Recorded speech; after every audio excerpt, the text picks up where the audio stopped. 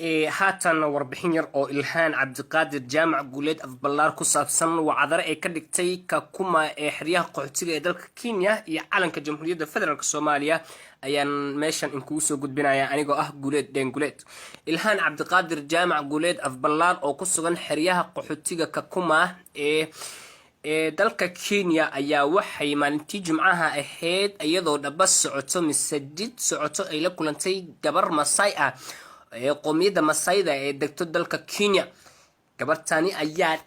guntiga waxay ku xiratay calanka Jamhuuriyadda Federaalka Soomaaliya. Ilhaan oo ka qiiratay arintaasi ayaa runtii waxay muujisay ficil ku dayasho mudan oo runtii tusaale u noqon karo sharafta iyo sumcadda calankeena uu leeyahay in ay soo celiso. Ilhaan ayaa mara ayadana guntiga ugu xirneed ayay ka soo sitay kadibna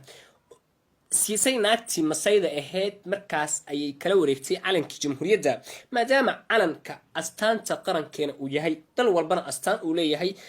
qof walbana sida uu u sharfo iyo sida uu karaameeyo uu u karaameysnaado mise sida uu u liido uu u liidnaado. Ilhaan waa gabar